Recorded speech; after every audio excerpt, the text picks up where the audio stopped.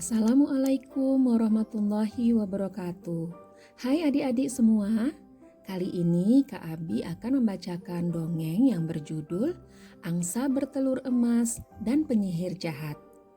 Duduk yang manis ya, kita mulai membaca dongengnya.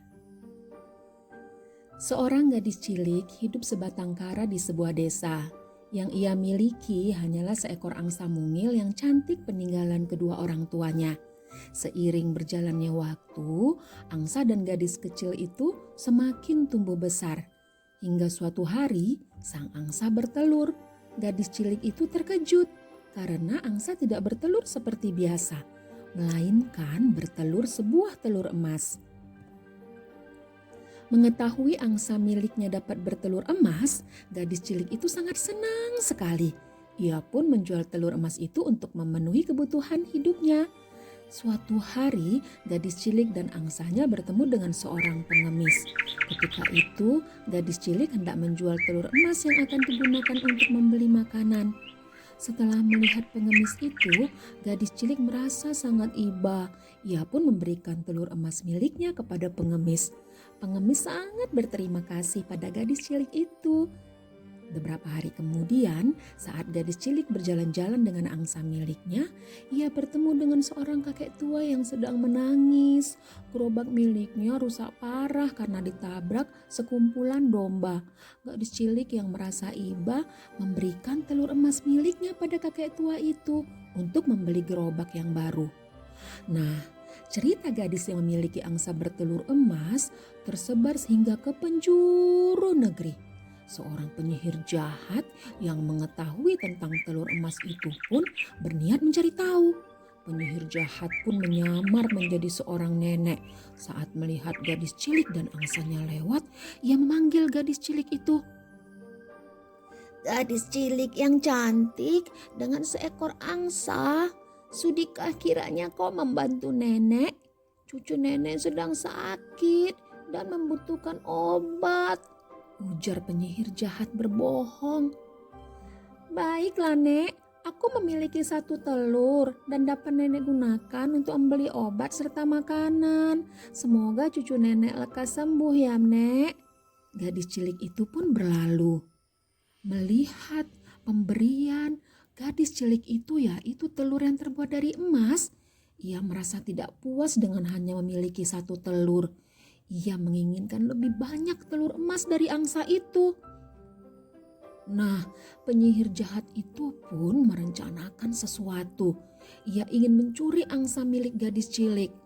Saat malam tiba, penyihir mengendap-endap ke rumah sang gadis untuk mengambil angsa.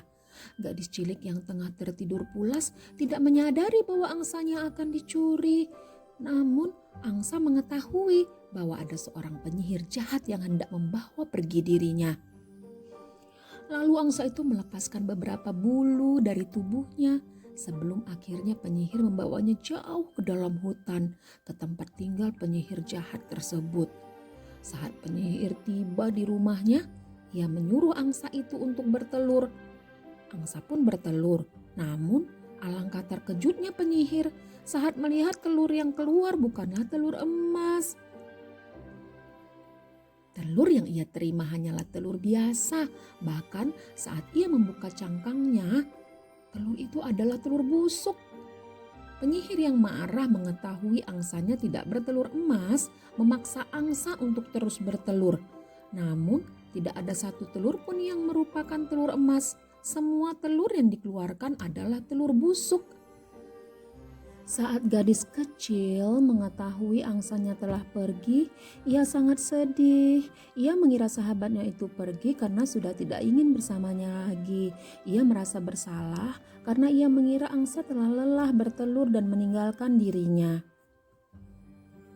Gadis cilik itu melihat beberapa helai bulu angsa tergeletak. Ia pun mengambil bulu-bulu angsa itu. Ia menyimpan bulu angsa itu baik-baik, karena hanya itu yang dapat mengingatkan dirinya pada angsa yang telah bersamanya sejak lama. Bulu-bulu itu disimpannya di dalam sebuah kotak. Keesokan harinya, saat gadis cilik membuka kotak yang berisi bulu angsa, ia terkejut karena bulu angsa itu telah berubah menjadi beberapa helai kain. Gadis cilik yang keheranan mengambil kain itu. Saat menyentuhnya, ia merasa seperti tengah menyentuh angsa miliknya yang hilang. Nah, ia pun menenun kain untuk menjadikannya sebuah baju. Setelah berhasil membuat sebuah baju, ia kembali membuka kotak tempat menyimpan bulu angsa. Alangkah terkejutnya si gadis cilik karena kembali mendapati kain yang lembut seperti bulu angsa di dalam kotak. Begitu setiap harinya. Gadis cilik akhirnya menjadi pembuat dan penjual baju karena setiap ia membuka kotak, ia mendapatkan kain yang lembut seperti bulu angsa. Demikianlah cerita tentang angsa bertelur emas dan penyihir jahat.